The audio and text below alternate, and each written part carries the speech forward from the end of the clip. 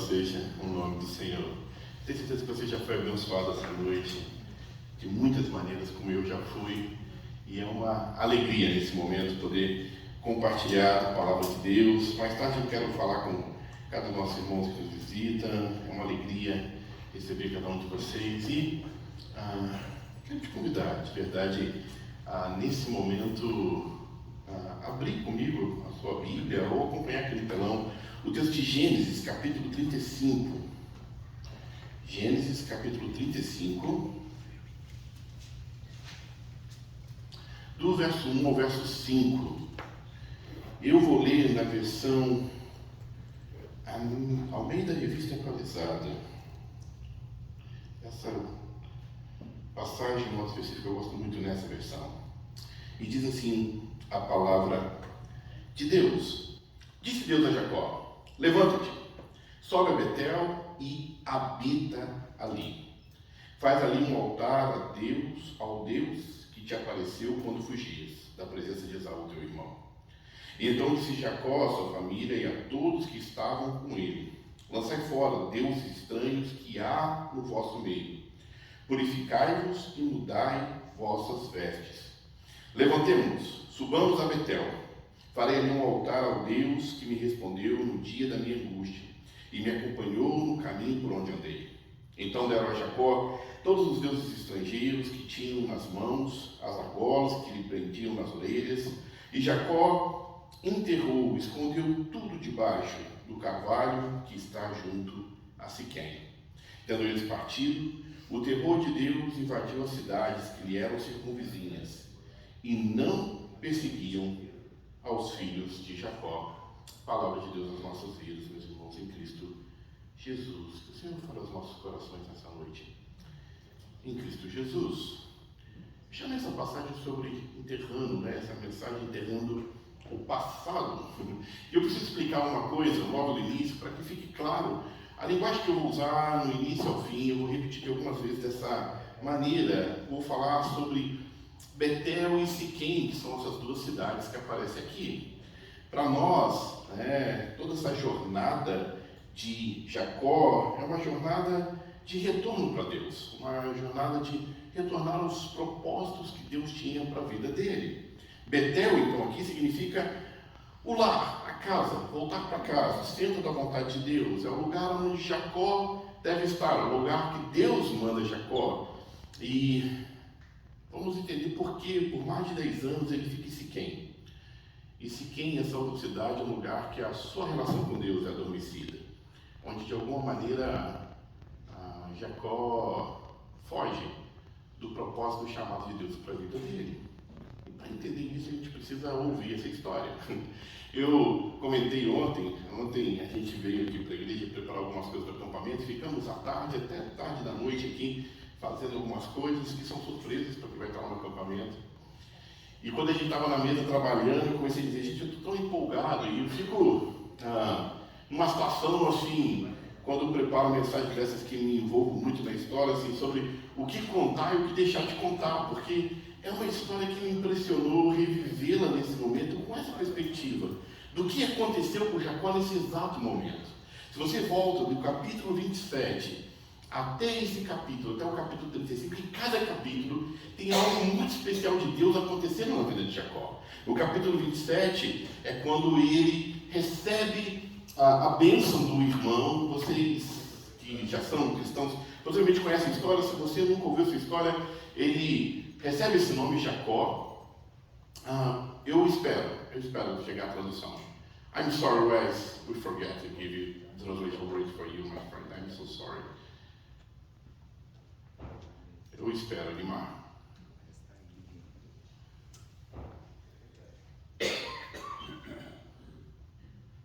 Working?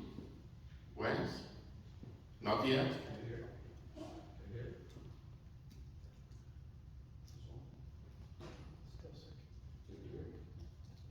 Check if the same channel, Limar.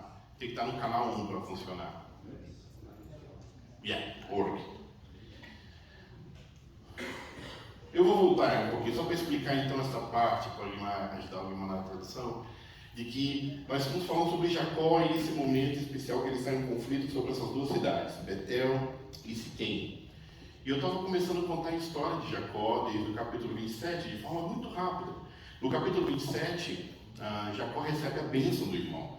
A história bíblica nos conta que o seu nome Jacó é aquele que agarrou o calcanhar. Ele era gêmeo do seu irmão Esaú, e Esaú nasce primeiro, e a Bíblia diz que Esaú era forte, ruivo, cheio de apetrechos, e Jacó segurou no calcanhar dele. Na tradição bíblica judaica daquele tempo, né, daquela região onde tudo isso está acontecendo, o primogênito herdava tudo do pai.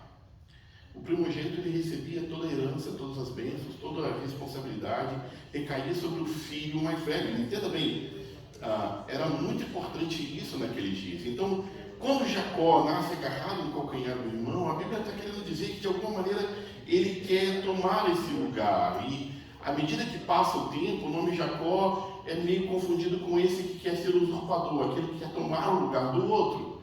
O capítulo 28, a Bíblia conta que por conta dele tomar o lugar do seu irmão, e a maneira que ele toma o lugar do seu irmão é muito peculiar, ele se veste igual ao seu irmão. O seu pai está cego.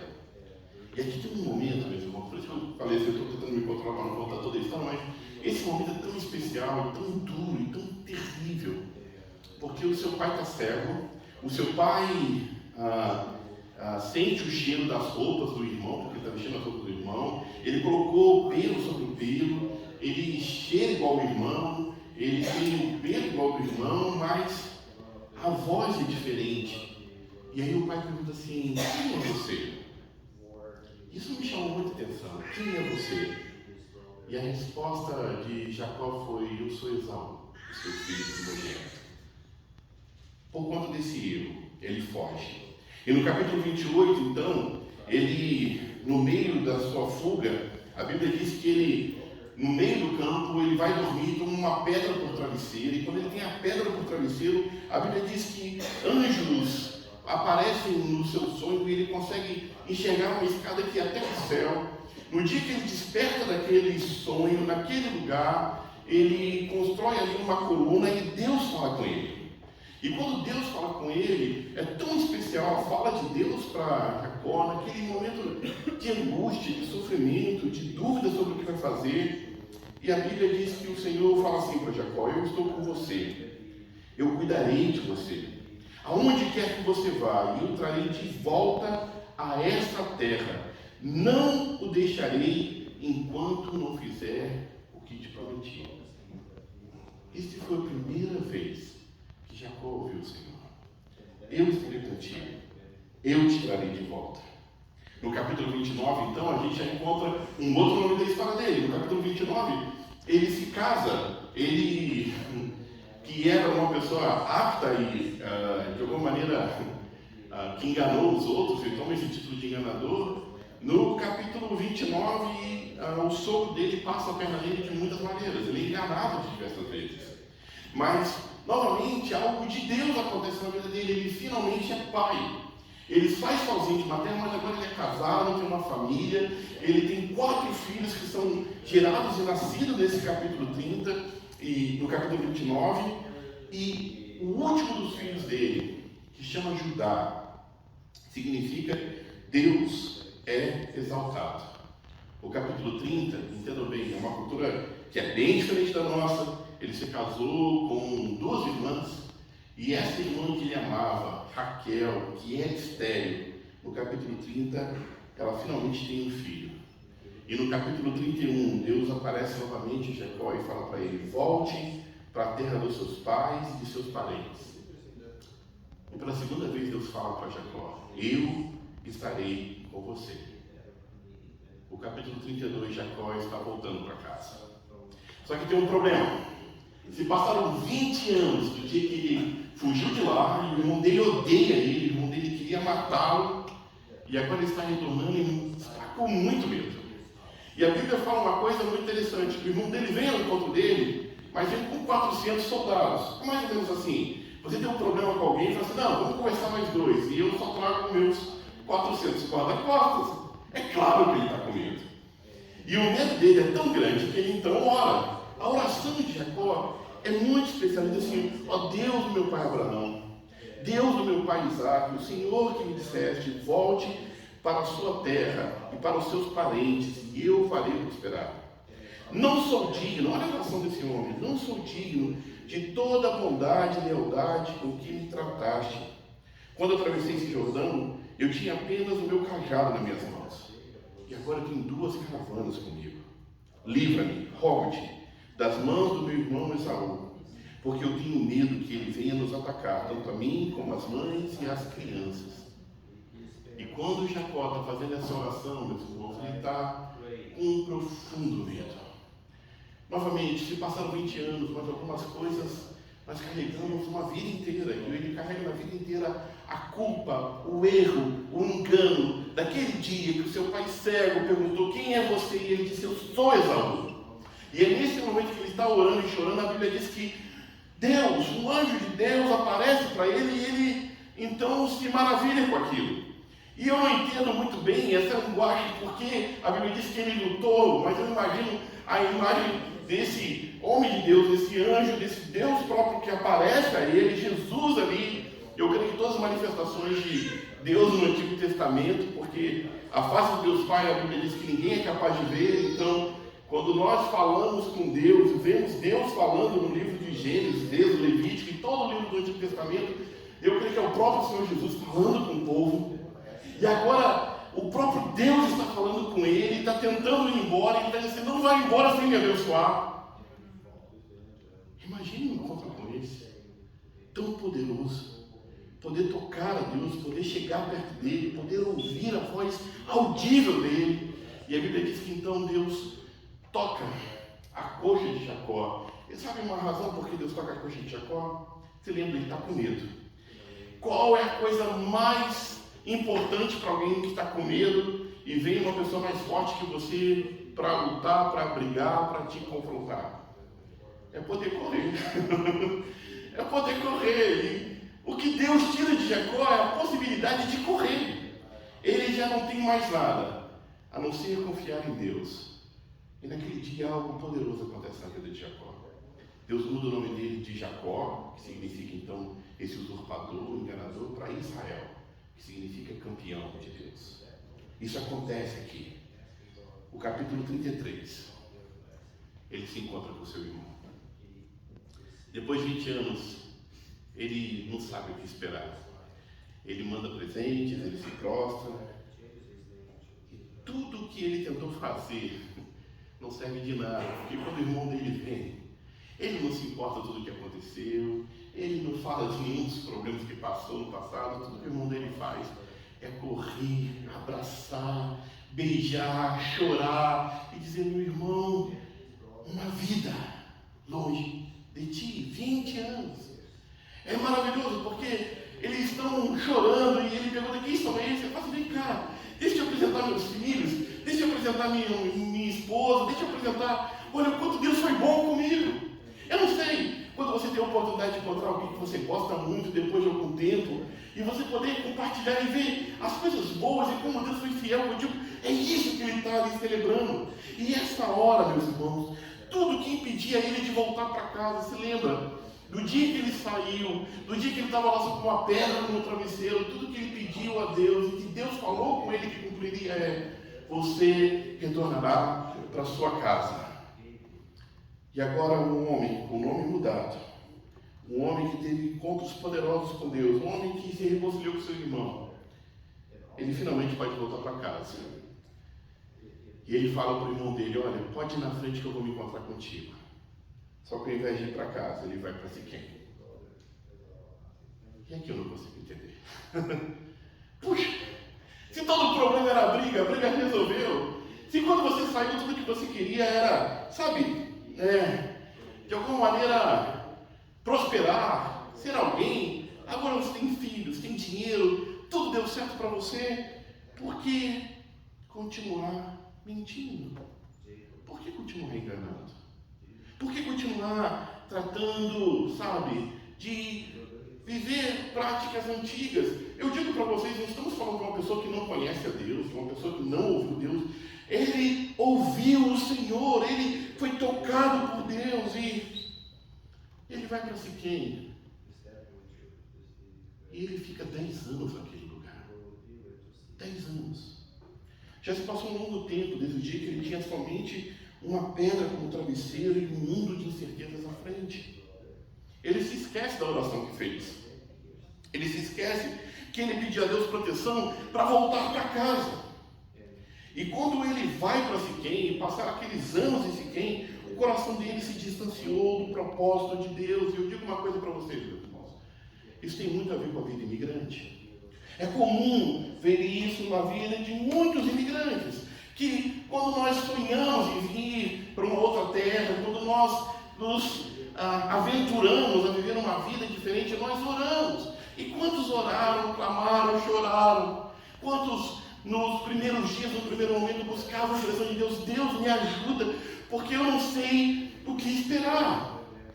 E quando finalmente alcançam aquilo que sonhavam, começam a desfrutar talvez de alguns benefícios de uma vida um pouco mais próspera, ao conseguir comprar coisas que não tinha comprado, de alguma maneira desfrutar de algumas coisas que ainda não tinha desfrutado, o coração se esfria.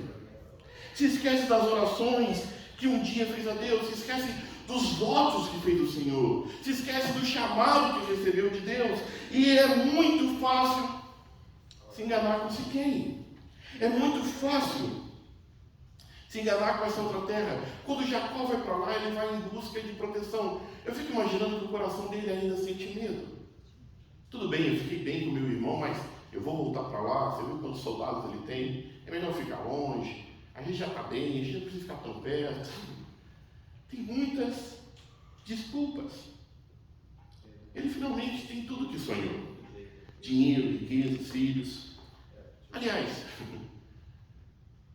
possivelmente como Jacó, tem muita gente pensando que só seria feliz se tivesse essas coisas. Tem muita gente pensando, quando passa aquelas placas ali da loteria, 875 milhões, deve falar, meu Deus, se eu ganhasse esse dinheiro, eu seria feliz. E a nossa felicidade está sempre em alguma coisa que eu não tenho, que está à frente. E quando eu falei com vocês, eu fiz questão de passar o capítulo 27, 28, 29, 30, 31, 32, 33, é que em cada um desses capítulos, na vida e na história de Jacó, Deus está presente de alguma maneira. Está presente nas suas orações, está presente na maneira com que ele dá nome aos seus filhos, nos milagres que ele vivencia, na sua mulher estéril tendo filho, no reencontro com o seu irmão, na reconciliação. Deus está presente em todos esses capítulos. E quando finalmente ele resolveu tudo que tinha de problema na vida dele, ele vai para Siquém. E o capítulo 34 é um dos capítulos mais sombrios da vida de Jacó. Durante 10 anos, que representa esse capítulo, não há uma sequer menção do nome de Deus. Esse mesmo homem que foi tocado por Deus, e todos os dias ele andava mancando, porque ele, no encontro com Deus, Deus tocou na perna dele. Aquilo era uma lembrança constante do encontro com Deus, marcada na pele, no corpo dele. Todo um capítulo de tragédias. A sua filha vai ser estuprada. Eu não consigo imaginar uma dor tão forte como essa. E o absurdo do capítulo 34 não para por aqui. A sua filha não só é estuprada, mas o estuprador que estupra a sua filha se apaixona por ela. E pede para o pai arranjar o casamento. E o que é absurdo, no capítulo 34, Jacó está sentado na frente do estuprador da sua filha e do pai dela, acertando casamento, acertando negócio. Os termos não são, você cometeu um crime com a minha filha, você tem que pagar. Os termos são, ok, a gente vai ter vantagem. Você casa com meus filhos, eu caso com as suas filhas, a gente vai ser o senhor dessa terra, vai ficar todo mundo bem. Pode imaginar isso. Um pai agora negociando um bem-estar social para a sua vida, para a sua família, através de uma mesa onde está... É absurdo. Por conta disso, seus filhos mentem para ele. Por conta disso, há uma vingança.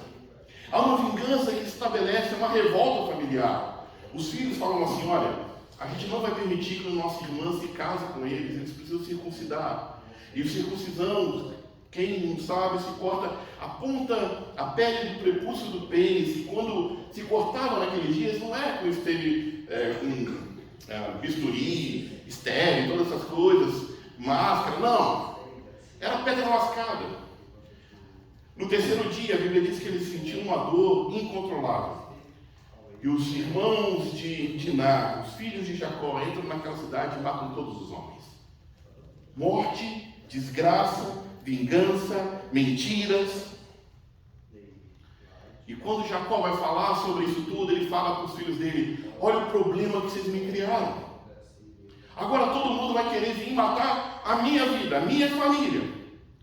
E a resposta dos filhos, no último versículo do capítulo 34, é duríssima e intrigante. Os filhos, olhando para o pai, dizem: você ia permitir que tratasse a nossa irmã, a sua filha, como uma prostituta? Meus irmãos, de quem a gente está falando? É de alguém estranho? De alguém que nunca ouviu de Deus? Não, é de Jacó. Sabe, o problema é que foram uma sequência de más decisões que o conduziram até ali. E como eu disse, Siquém não é o lugar aonde Deus te quer. E tem muita gente sofrendo em Siquém. Porque Siquém é perto demais aonde Deus quer me levar. Siquém estava a poucas caminhadas, a pouco tempo de Canaã, a pouco tempo de Betel. Mas apesar de estar tão perto, não era o suficiente. Não era o suficiente. Em Siquém, Jacó tem tudo o que uma pessoa qualquer, ou qualquer um de nós, sonha em ter e conquistar. Mas a sua vida, a sua família, a sua história se cobre de dores, de desgraças, de terrores por todos os lados, porque lhe falta paz. A paz que nos é prometida por Jesus, a paz que excede todo entendimento. Não importa quanto dinheiro você fez, não importa quantos seguidores você tem nas suas redes sociais, quanta prosperidade você tem alcançado na sua vida, se você não está caminhando com Deus, você está errado. Prosperidade não é um sinal de vida diante de Deus. Essa é uma mentira que tem sido divulgada. O sinal de uma vida perfeita na presença de Deus é confiar no Senhor de todo o seu coração. É saber que mesmo se eu passar pelas águas, o meu Deus estará comigo. E mesmo que venha dias de choro, eu sei que o meu Deus me consolará. E é por isso que muita gente se confunde com Siquém. Porque o que tem sido pregado e divulgado é: vem para Deus e Deus vai te dar mais. E nessa loucura, tem pessoas construindo castelos de palha. E tudo que nós construímos longe de Deus é palha. Se queima com fogo, se destrói com o vento. Não é nenhuma outra pessoa, não é um outro pregador, não é nenhum grande sábio. É o próprio Senhor Jesus que nos alerta e nos diz: do que adianta ganhar o mundo inteiro e perder a sua alma? E sabe, tem muita gente que diz assim: eu estou bem. E eu não sei, de verdade eu não sei o que de errado aconteceu na nossa sociedade, no nosso mundo, no que está acontecendo ao redor de nós, que alguém pode dizer que está bem.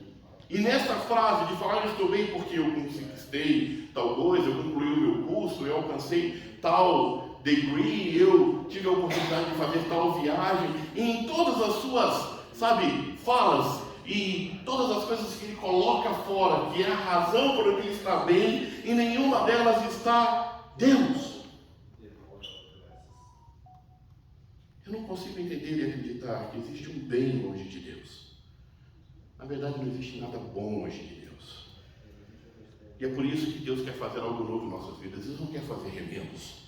Deus não quer que você tenha uma vida mais ou menos com Ele. Não quer que você esteja Siquém, pertinho dele, ou de alguma maneira vindo de vez em quando a Betel, de vez em quando se relacionando com Deus, ou de vez em quando até fazendo alguma coisa boa. Deus quer tudo, porque Ele entregou tudo por você. Ele quer que você volte para Betel. É por isso que você está aqui essa noite. É por isso que houve pessoas que chegaram mais cedo e organizaram essas cadeiras. É por isso que colocaram o som para funcionar, ensaiaram as músicas, prepararam comida, estavam na porta para te receber, para demonstrar o amor de Deus na sua vida e te dizer: volte para Betel.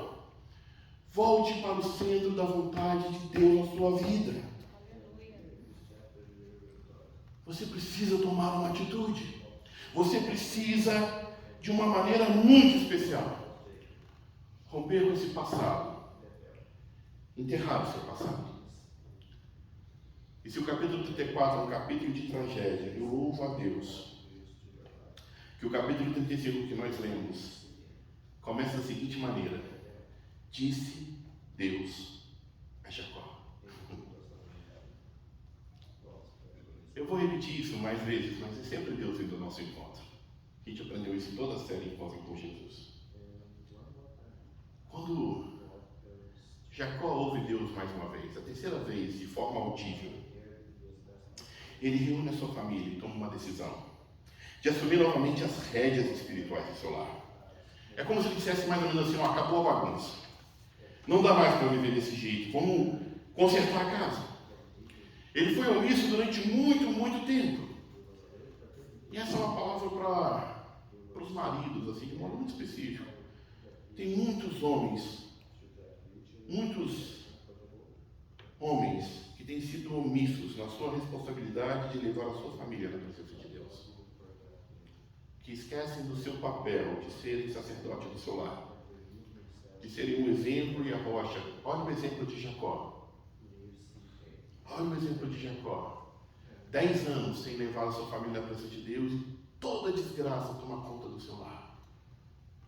E naquele dia ele toma uma atitude. Eu não estou falando aqui sobre ser bruto ou brutalidade, mas ele toma as rédeas e fala: me tragam tudo, todos os ídolos, tudo que é de errado, todo sinal de imundícia dessa casa, toda a impureza, nós vamos parar com isso. Há muita coisa acumulada nesses anos na vida de Jacó. Ele construiu a sua vida persuadindo e manipulando. E agora ele tem tudo que ele sonha, mas ele tem o ódio do pai, o ódio do irmão, o ódio do sogro, o seu nome é associado com mentira, a sua casa está quebrada, a idolatria no meio dos seus filhos, no meio da sua esposa, no meio do seu lar. Há uma falta total de referência espiritual na sua casa. E quando nós deixamos de influenciar dentro da nossa casa e mostrar o caminho que conduz à salvação, meus irmãos, o inferno não brinca de ser inferno. Ele vem de uma forma avassaladora, destruindo o coração dos nossos filhos. Quantos filhos estão sendo doutrinados, quantos filhos estão sendo ensinados por coisas que você não tem nem noção do que está passando na vida e na mente do coração dele. E dentro da casa ele não tem essa referência. E tudo isso fez com que, ao longo da vida, muitas coisas, muitos ídolos fossem acumulados na vida de Jacó. E tudo isso precisa ser enterrado. Precisa ser enterrado o medo, o orgulho, o rancor. Tudo desse velho homem precisa ser enterrado. E não é nem o tema da mensagem, mas tem muita gente que, ao invés de enterrar aquilo que deve ser arrancado das nossas vidas, estão enterrando talentos, estão enterrando dons, estão enterrando chamados. E por isso respondem a Deus: eu não posso seguir, Senhor. Sabe, eu não posso seguir, Senhor. Eu me apeguei demais a essas coisas. Elas fazem parte da minha vida, eu não posso deixá-las. Eu não posso sair de Siquém. Mas o que Deus pediu a Jacó, ele fez. Ele levou tudo aquilo lá no carvalho de Siquém e enterrou. E ele enterrou não como alguém que enterra um tesouro esperando lá buscar. Ele enterrou como alguém que está enterrando algo que é morto, que é podre.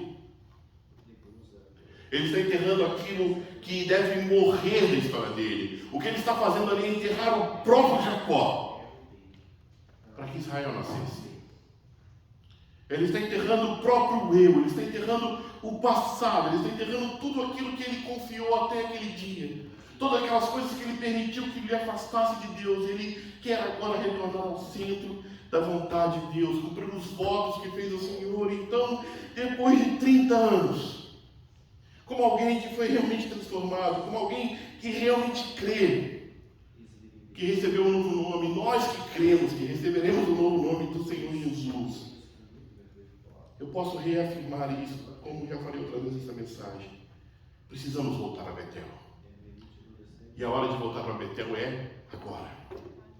Olha como inicia o capítulo 35. E disse Deus a Jacó: levanta-te, levanta-te, sobe a Betel e habita ali.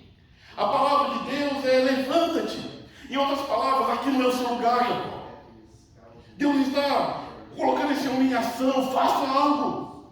Sabe, é quando você continuar observando as tragédias, os problemas, a destruição do seu lar e continuar inoperante. A Bíblia fala uma coisa sobre frouxidão, sobre preguiça, que as mãos débeis fazem com que o teto desabe. Porque vem a goteira e deixa a terra aquilo cair e se acostuma com o mal. Se acostuma com as gambiarras do lar. Não é isso que Deus quer. Deus está falando: levanta-te, volta para casa. Ah, Deus, mas aqui é minha casa, é meu conforto, eu estudei tanto, eu alcancei sentido, eu investi demais para essa promoção, eu não tenho tempo para servir, eu não tenho tempo para poder fazer o que você me chama a fazer, Senhor. Quando você cansar de fazer desculpas, de falar as desculpas, a voz de Deus vai continuar ressoando sempre. O Senhor continuará tocando a porta da igreja, o coração daqueles que já ouviram a sua voz e se adormeceram. Levanta-te, levanta-te. Porque depois de tanto tempo em Siquim, a gente fica meio preguiçoso, fica lento, desconectado. E é necessário Deus fazer exatamente isso, Deus nos sacudir, Deus nos movimentar, nos chamar. É por isso que você está ouvindo essa palavra, é por isso que Deus nos trouxe essa palavra. Ele quer nos estremecer, Ele quer mexer nas nossas bases, Ele quer nos acordar e dizer a mim e a você: levanta-te. Deus falou 2 vezes com Jacó: vem, eu sou o teu Deus, eu te acompanharei, a minha palavra é fiel. E ele ainda não escutou, mas desta vez ele escuta. E ele volta para Betel. E ele cumpre os votos. E sabe, meus irmãos, eu tinha adormecido totalmente no meu coração essa expectativa de voltar ao Brasil. Eu tinha adormecido. Quando eu recebi agora a oportunidade, o visto, eu comecei a sonhar sobre isso. Essa semana eu tive uma conversa muito especial com meu primo. Ele estava perguntando: como foi a primeira vez que você voltou ao Brasil depois de tantos anos? E ele falou das coisas boas, das coisas ruins. E a gente começou a pensar nas pessoas que a gente perdeu. O pai dele, meu avô. E 2 homens velhos, no meio da conversa, estavam chorando, um de um lado e um do outro. Eu fiquei imaginando como vai ser. Eu fico imaginando o coração de Jacó chegando lá e vendo, e sabe, possivelmente tudo mudou. Não é o mesmo lugar que ele deixou há 30 anos atrás. Não é, sabe, mas é o lugar onde Deus quer que ele esteja. E quando ele volta para a vontade de Deus, o Senhor aparece uma 4ª vez para Jacó. E dessa vez, a palavra de Deus é extremamente poderosa. Ele diz assim: olha, o teu nome é Jacó, mas você já não se chamará Jacó, porém Israel será o teu nome. Ele chamou Israel. E disse mais: eu sou o Deus Todo-Poderoso. Sê fecundo e multiplica-te. Uma nação e uma multidão de nações sairão de ti. Reis procederão de ti. A terra que dei a Abraão e a Isaque dar-te-ei. Depois de ti, a sua descendência.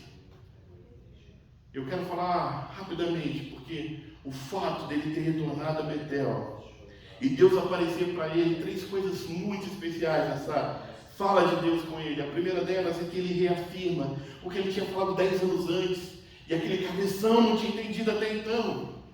Você tem um novo nome. Você tem um novo nome. Você não é mais um enganador. Você é Israel, campeão de Deus. Sabe o que eu acho tão maravilhoso nisso? É que isso acontece várias vezes na Bíblia. Talvez uma das mais especiais é Pedro. A gente até falou sobre Pedro aqui na série de mensagens sobre encontros com Jesus. Que depois que Pedro nega, que Pedro faz um montão de bobagem, Deus fala para ele: vai cuidar das minhas ovelhas, vai fazer aquilo que eu te chamei.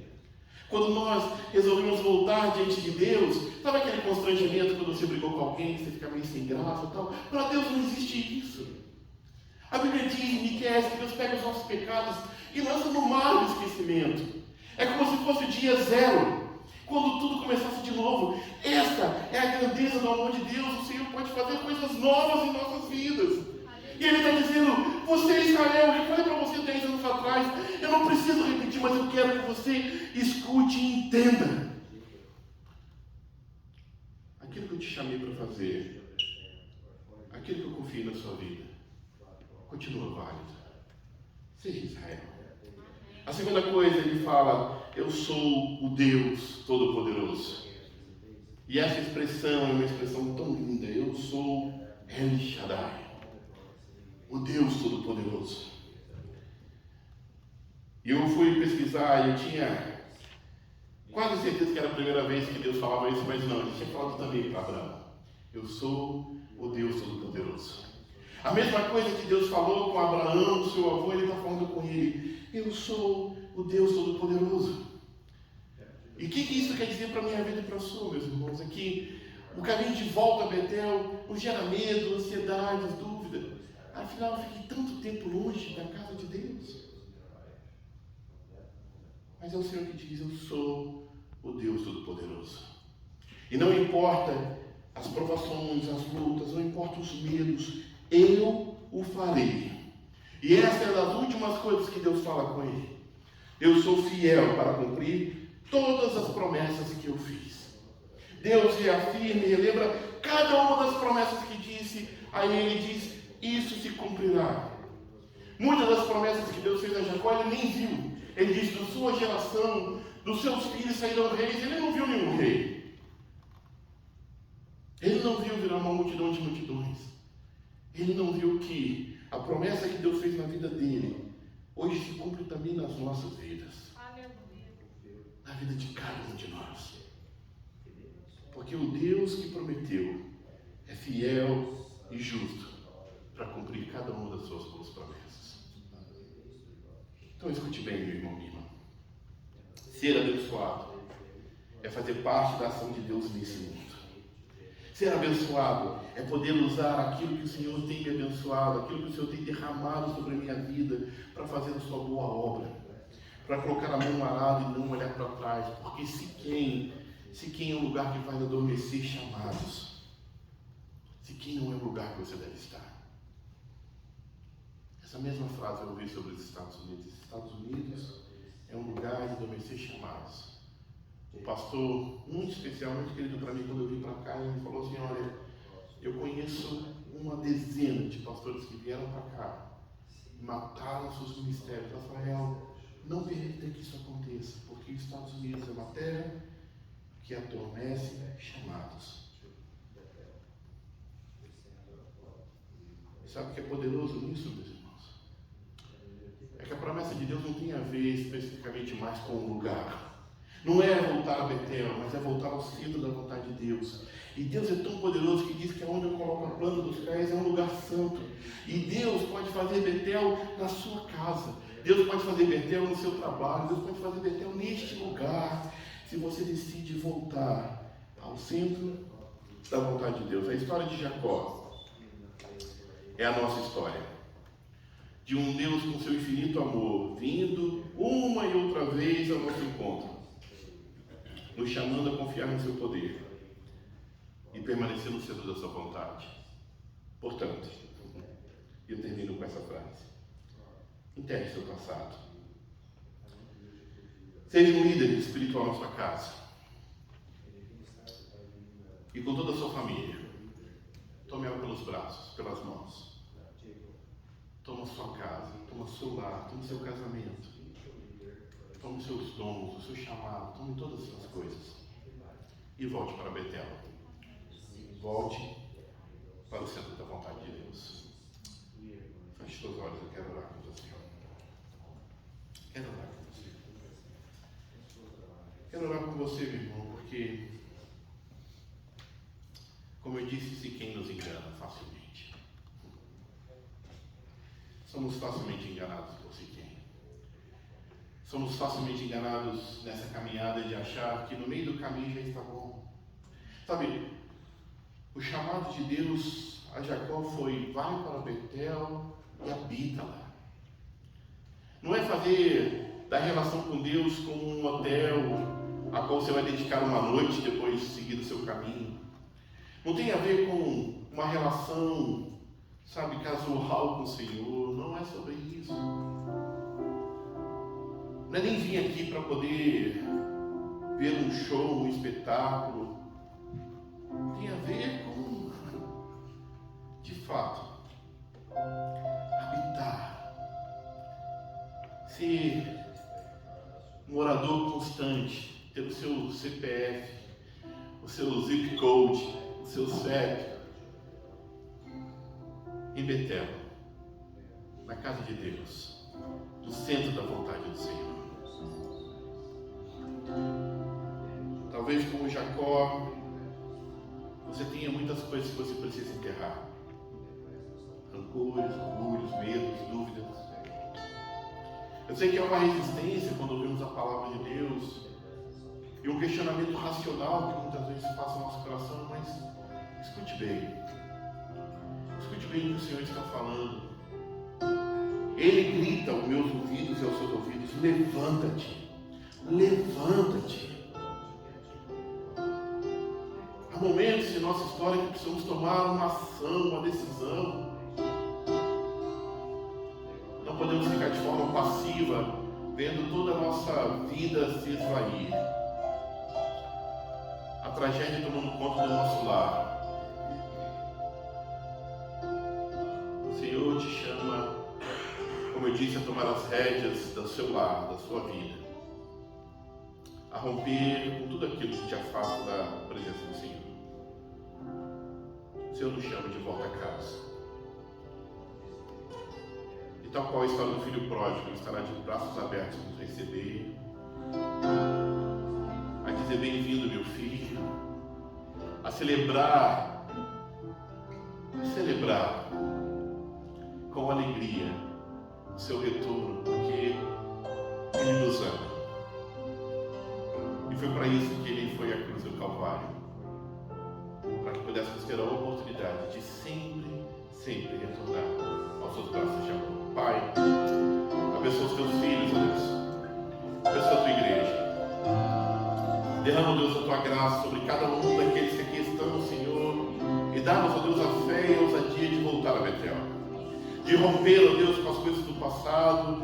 De, ó Deus, colocar como esse carvalho de Siquém os ídolos do nosso coração. O medo que nos afastou tanto tempo, Senhor. As desculpas, ó Pai, que criamos, ó Pai. As razões sem razões, ó Pai, que dizemos para os outros e até para nós mesmos e nos afastaram daquilo que o Senhor confiou a nós. Deus, tem misericórdia. Nos coloque de volta no teu caminho, Senhor. Nos coloque de novo na sua trilha, Senhor. Dá-nos, ó Deus, realmente a oportunidade de colocar, Senhor, tudo aquilo, Senhor, que tem confiado em nossas mãos, ó Pai. A nossa família, os nossos filhos, o nosso casamento, todos os meus bens, toda a minha história, Senhor, em tuas mãos, para a glória do teu nome, Pai. Quando Jacó retornou lá, Senhor, ele te adorou, Deus, e queremos fazer isso nessa hora. Nós te adoramos, Senhor, porque tu és um Deus fiel e justo para cumprir cada uma das suas boas promessas. Abençoa os teus filhos, ó Deus, enche-os, ó Deus, de alegria. Dá-os, ó Deus, fortaleza para cumprir o teu chamado. É o que te pedimos. E agradecemos o nome santo e precioso de Jesus. Louvemos ao Senhor.